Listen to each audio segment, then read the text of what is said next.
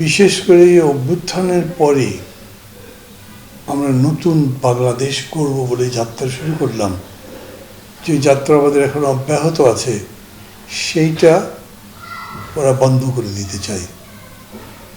বললেন আমরা তো আর সেটাতে দমব না, বা আমরা বন্ধ হব না, আমরা আমাদের যাত্রা চালাবো, আমাদের কি করা উচিত সেটা আপনারা বলবেন, এই জন্য আপনাদেরকে কষ্ট দিয়েছি।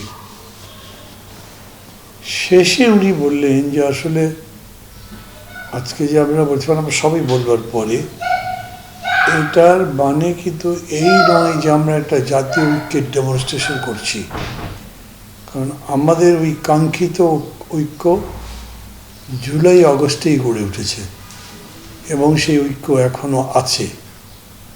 কিন্তু বিশেষ করে আগরতলাতে যেটা হয়েছে, এরপরে সবাই মিলে এটা আরেকবার দেশবাসীকে, সবাইকে এবং নিজেদেরকেও জানানো যে আমরা এক আছি। এবং অনেকে বক্তৃতার মধ্যে বলেছেন এটা হলো একটা unity with divergence, because political পার্টির ঐক্য তো মানে মত পার্থক্য তো আছেই এখানে, অন্য কেউ যদিও বলেননি, কিন্তু আমি বলছি সামনে নির্বাচন, কন্টেস্টিং পার্টিগুলো ঐক্য গড়ে তুলেছে এরকম বললে তাছাড়া হয় না, তারপরে ঐক্য আছে, এটাই বোঝাতে চেয়েছি আমরা। যেটাই আসুক, যেই পরিস্থিতির মধ্যে দিয়েই আমরা যাই, আমাদের স্বাধীনতা সার্বভৌমত্বের প্রশ্নে আমরা ঐক্যবদ্ধ, দৃঢ়, অবিচল, দম্ভ না, কারো কাছে মাথা নত করবো না, এটাই আমরা জানিয়ে দিতে চাই আমাদের প্রতিবেশীকে এবং সমগ্র বিশ্বকে। এটাই মানে এমনি তো ডক্টর ইউসুফ সুন্দর বললেন গুছিয়ে, এরকম করে উনি বললেন, তো সবাই আমরা এই একই স্পিরিটে ছিলাম, সেটাই বলেছি। প্রোপাগান্ডার ব্যাপারে তো সাজেশন অনেকে দিয়েছে, সবাই বলেছেন, কারণ বেসিক্যালি একটা কিরে নেগেটিভ অ্যান্টাই ক্যাম্পেইন আমাদের এগেস্টে। বাংলাদেশ অনেকগুলো বছর অনেক ঘটনার মধ্যে দিয়েও সাম্প্রদায়িক সম্প্রীতির প্রমাণ দিয়েছে, এটা আমাদের নতুন করে প্রমাণ দেওয়ার দরকার আছে এরকম না। আমাদের ওই ইমেজটাকেই প্রাথমিকভাবে ভেঙে দেওয়ার চেষ্টা করছে আমাদের প্রতিবেশী, যেহেতু অন্য কিছু তাদের কাছে এখন করার নেই।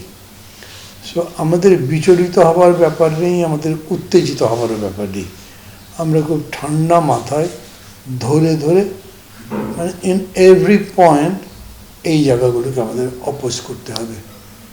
মানে এটা বলতে গিয়ে যেমন নামই বলি আমি, শহীদুল আলম, উনি উদাহরণ দিয়েছেন বিবিসি কী অ্যাটিটিউড নিয়েছিল, কোন নিউজটা ভুল করেছে, বা সিএনএন আন্তর্জাতিক মিডিয়ায় কার কীরকম ছিল, প্রতিবেদন ছিল। উনি বলেছেন কোন কোন জায়গাটা আমরা অ্যাড্রেসই করতে পারিনি, এগুলো অ্যাড্রেস করতে হবে। সমস্ত বিদেশি মিশনকে বলতে হবে তাদেরকে এটা এখন একটা বিশেষ টাস্ক, যে আমাদের যে ইমেজটা টর্নিশ করার চেষ্টা করা হচ্ছে সেটা যাতে না হতে পারে তার জন্য একটা তৎপরতা রাখা।